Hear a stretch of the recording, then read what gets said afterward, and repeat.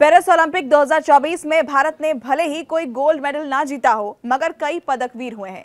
नीरज चोपड़ा का फेंका गया भाला सीधे सिल्वर मेडल पर गिरा, तो मनु भाकर और सरबजीत सिंह ने ब्रॉन्ज पर निशाना साधा। इसी तरह स्वप्निल कुसाले, अमन सेरावत और भारतीय हॉकी टीम ने भी कांस्य पदक जीते। इनके प्रदर्शन की वजह से इन खिलाड़ियों पर अब कैश, गिफ्ट और प्राइज की बौछार होने वाली है। सरकार से लेकर बिजनेसमैन तक कार, घर या अन्य सुविधाएं इन्हें दे रहे हैं। ये एक तरह की इनकम है और जहां जहां इनकम है वहां इनकम टैक्स भी है। तो इन खिलाड़ियों को जो भी मिलेगा उस पर कितना टैक्स लगेगा ये आपको बता देते हैं। सरकार से नगद या पुरस्कार। मीडिया रिपोर्ट्स के मुताबिक आपको बता दें कि फ्रेंच पदक विजेताओं को अपनी सरकार से गोल्ड मेडल के लिए 80,000 यूरो, सिल्वर के लिए 40,000 यूरो और कांस्य या फिर ब्रॉन्ज के लिए 20,000 यूरो मिलेंगे, लेकिन उसमें से टैक्स काटा जाएगा। इसके उलट भारतीय एथलीटों को भारत में जो भी कैश और गिफ्ट मिलेंगे वो पूरी तरह से टैक्स फ्री होंगे। केंद्रीय प्रत्यक्ष कर बोर्ड यानी कि सीबीडीटी ने साल 2014 की एक अधिसूचना में यह साफ किया था कि केंद्र या राज्य सरकारों द्वारा ओलंपिक, राष्ट्रमंडल या फिर एशियाई खेलों के पदक जीतने वालों को दिए गए पुरस्कार आयकर अधिनियम की धारा 10(17)(a) के तहत छूट प्राप्त है। पेरिस ओलंपिक में 2 पदक जीतने वाली मनु भाकर और सरबजीत सिंह को युवा कार्यक्रम और खेल मंत्रालय की पुरस्कार योजना के तहत 30 लाख रुपए और 22.5 लाख रुपए का पुरस्कार दिया गया है, जो कि टैक्स फ्री होने की संभावना है। पंजाब और ओडिशा राज्य सरकारों से भारतीय हॉकी टीम को मिलने वाले पुरस्कार भी टैक्स फ्री होंगे। 2018 में आयकर अपीलीय न्यायाधिकरण यानी कि इनकम टैक्स अपीलिएट ट्रिब्यूनल ने यह फैसला सुनाया कि भारत के पहले व्यक्तिगत ओलंपिक स्वर्ण पदक विजेता शूटर अभिनव बिंद्रा को दिए गए कुल 96 करोड़ रुपए टैक्स मुक्त है, क्योंकि ये पुरस्कार उन्हें सरकार से मिले थे। आयकर अधिनियम इसे लेकर क्या कहता है?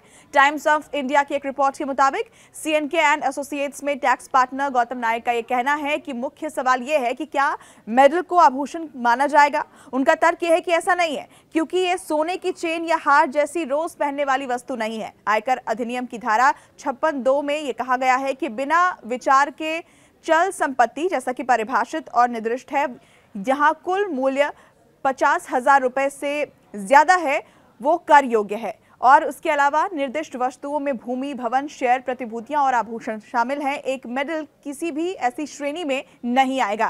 कैश और गिफ्ट पर टैक्स लगेगा क्या, ये भी सवाल है। दिल्ली के चार्टर्ड अकाउंटेंट गौरव गर्ग ने न्यूज़ 18 हिंदी से बातचीत की, जिसमें उन्होंने बताया कि अगर कोई उपहार या गिफ्ट मिलता है तो उसकी टैक्स देयता इस बात पर निर्भर करती है कि वो उपहार किससे मिला है और उसकी प्रकृति क्या है। सरकार या सरकारी बॉडी से उपहार यदि मिलता है, यदि कोई उपहार सरकार या किसी सरकारी निकाय जैसे कि सरकारी विभाग, संस्था से मिलता है, तो वो उपहार टैक्स के दायरे में नहीं आता है। चाहे वो उपहार नकद में हो या फिर गाड़ी हो, घर हो या कोई दूसरी चीज हो, उस पर कोई भी टैक्स नहीं लगेगा। लेकिन दूसरी बात आप समझिए कि प्राइवेट व्यक्ति से कोई उपहार मिला हो, गिफ्ट यानी कि अचल संपत्ति किसी प्राइवेट व्यक्ति से अगर मिली हो, सगे रिश्तेदारों को छोड़कर, और उसकी जो कीमत है वो 50,000 रुपए से ज्यादा है, तो वो टैक्स के दायरे में आता है। इसका मतलब यह है कि उस उपहार पर टैक्स देना पड़ेगा। टैक्स के दायरे में आने वाली चीजों में कैश, ज्वेलरी, पेंटिंग्स, शेयर और सिक्योरिटीज जैसे कि स्टॉक, बॉन्ड, ये सब कुछ शामिल है।